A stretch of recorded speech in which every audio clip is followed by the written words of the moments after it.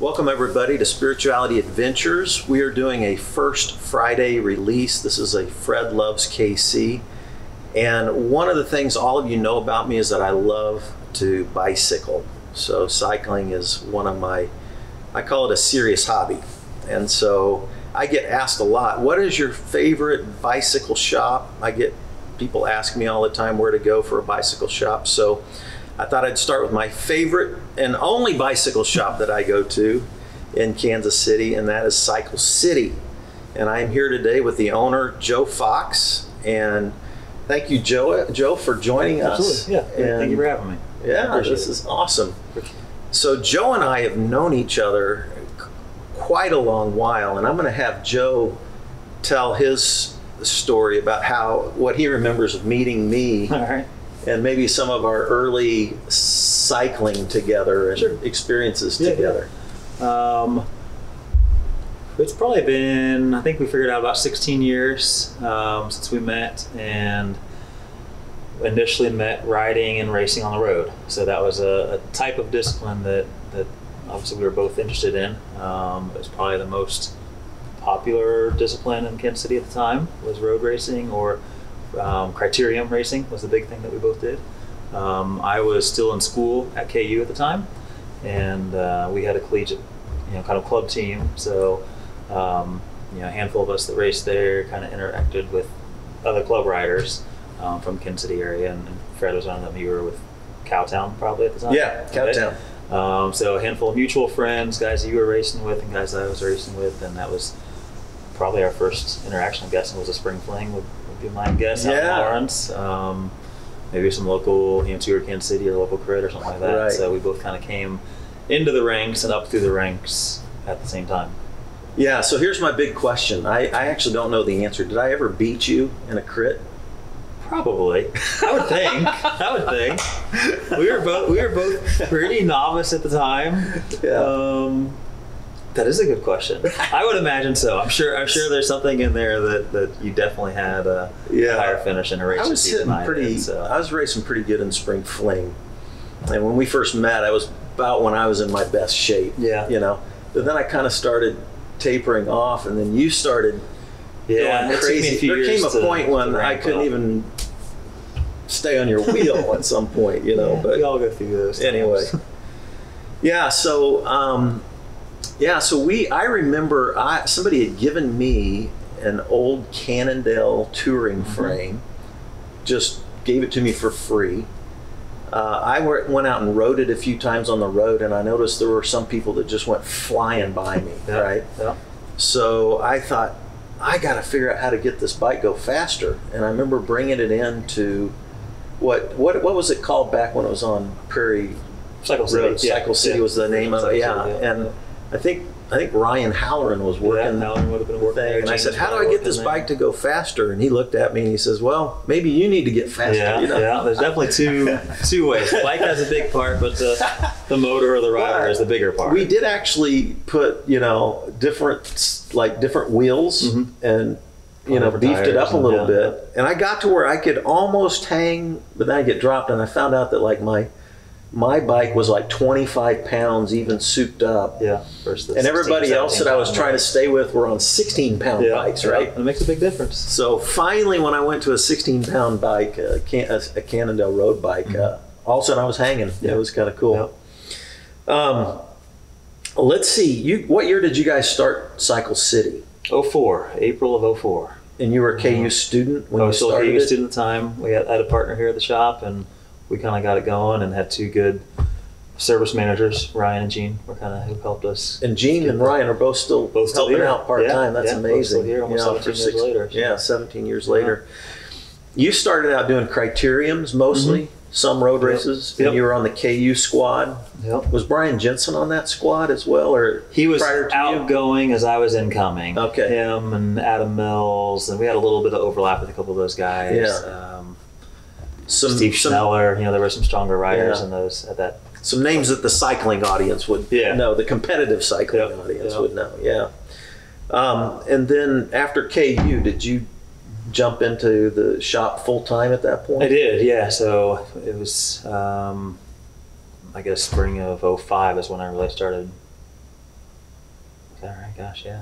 Yeah, it's about a year later when I was Oh, really fine. working full time and riding about as much as I could as well Right. too. But yeah, we were there for almost 5 years, and we've been here in this location for almost 11 years. Okay. So, Yeah, and we're in Parkville, just a little north of downtown Parkville. Is this called, what's this whole complex Parkville called? Commons. Parkville Commons, yeah. So you started criterium and road racing with KU, then you started your own club team with Cycle City Club team after show. that, right? Yeah.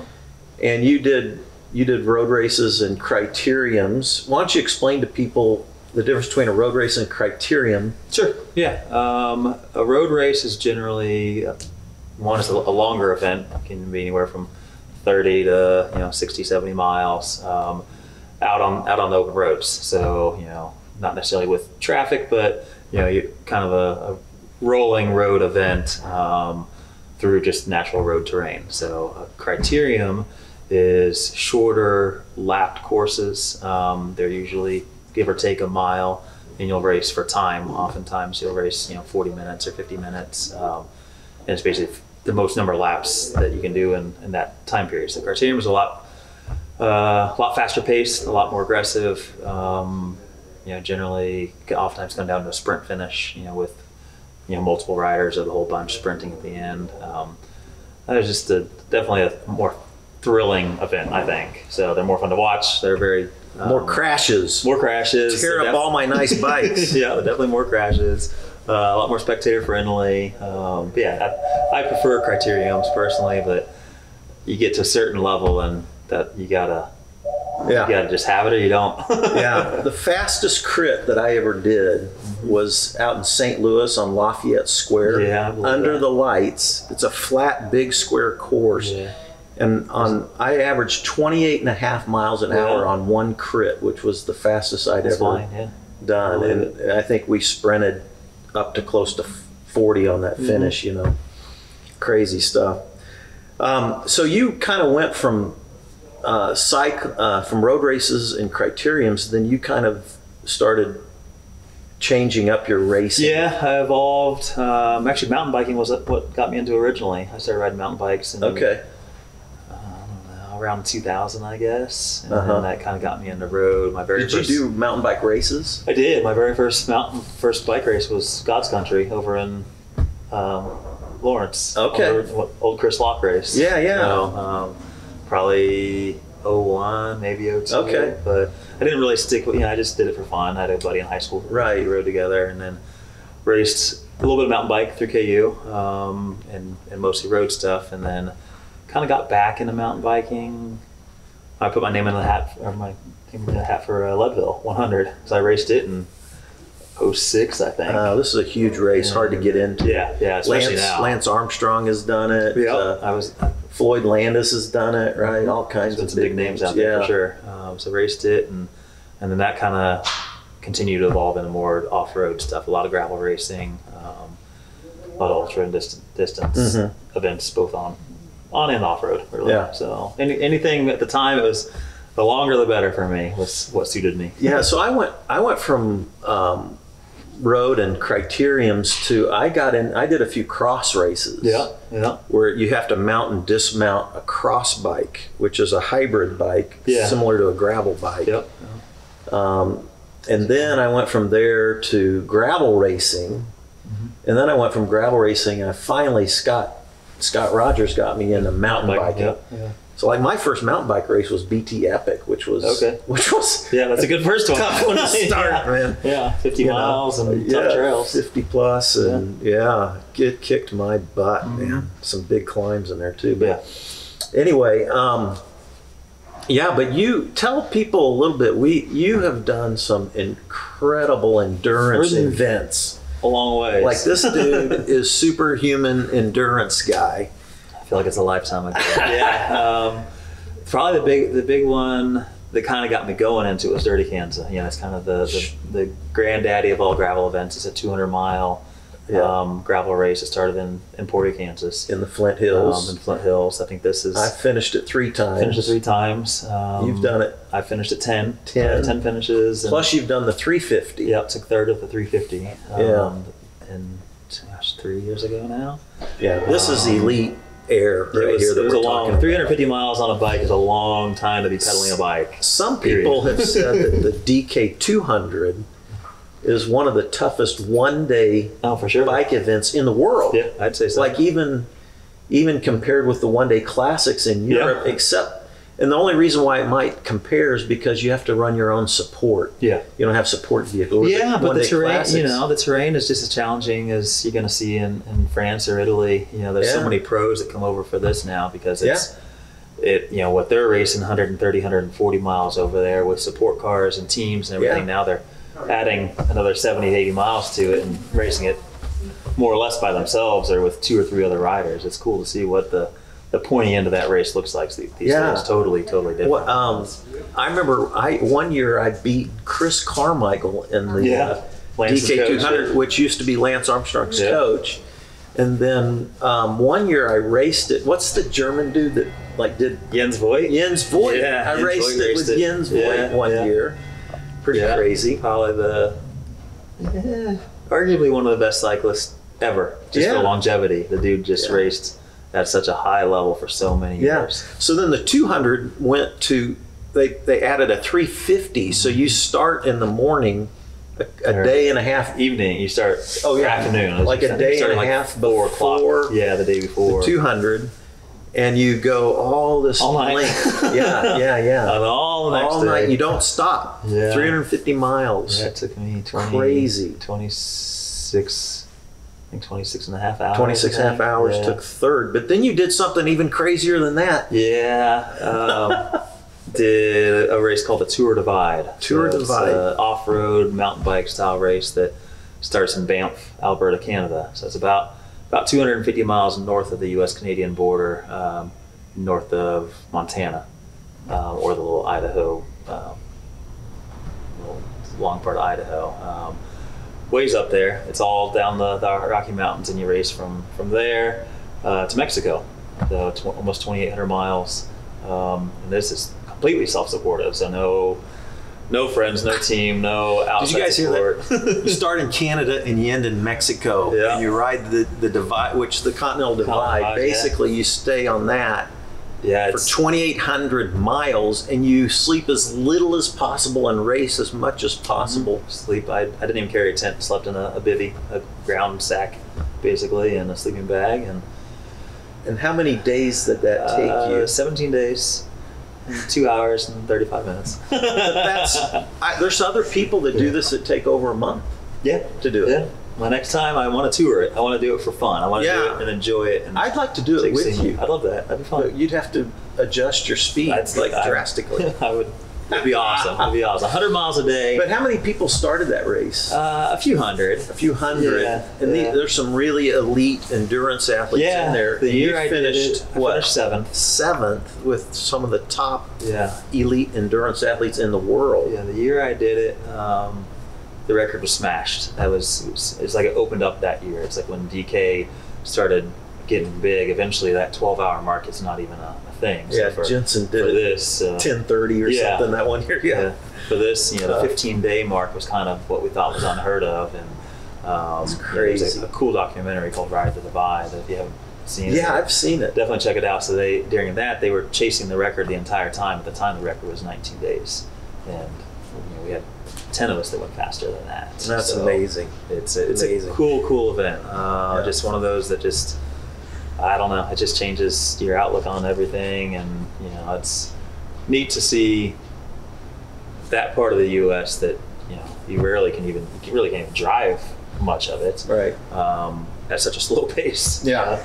I average 160 miles a day, but it's really only 9 or 10 mile an hour average. You're just pedal slow. That's as fast as you can go. You're carrying your food and sleeping bag and provisions and everything else, and you just go slow. But crazy. It's fun. Yeah, crazy. Whenever you can Do it. All right. It's back on my bucket list. Well, and I thought if we did it, we should do a fundraiser for one of our favorite nonprofits. I'd love that. Which is the Global Orphan Project. Global Orphan Project. Yeah. And we did do a trip together down to Haiti. Mm-hmm. Yeah. Just give a minute on that. Yeah. So the Global Orphan Project is it's a local non-for-profit that is on a grand international scale that does not just orphan care. A big part of what they do is orphan prevention, which I think is often overlooked. What caused the situation, what caused the rift in the family to begin with? Was it lack of income? Because a lot of times orphans their parents aren't necessarily gone. They can't support the children. They can barely support themselves in a lot of these countries. So the Global Orphan Project kind of helps mediate that through providing jobs, providing income, fair wages, whether it's a print shop or they have tilapia farms, whatever it is that can help sustain a community that is helped supported through the church, and then help keep that family together is kind of step one.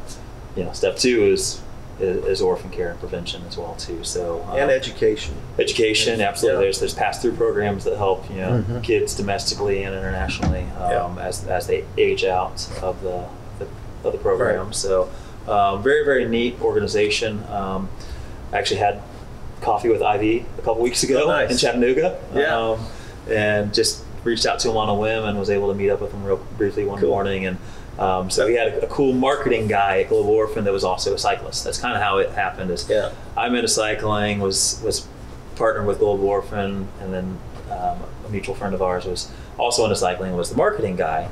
And so we put together these really fun trips to Haiti. I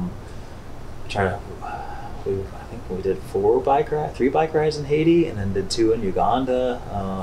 Just kind of neat to once again see something on such a grand scale, but do it by bicycle. At a very slow, cool, interactive pace. It was fun. That was a great trip. I did one to Haiti with the group, and we also took a ton of Cannondale bikes, built them up, and gave them to the kids and all that kind of stuff. It was a lot of fun. And then I actually took your dad to Ethiopia with me. That's right. Helped start some stuff out there in Ethiopia as well.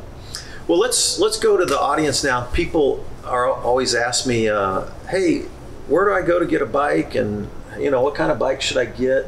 I always send them to you. So help some people. I know even through, maybe describe what's happened through COVID and help people get started with a bike if they don't already have one, if they're not already into it. It can be kind of intimidating walking into a bike shop, or even starting the online process, because that's where a lot of people start their shopping these days, is in front of the computer or on their phone.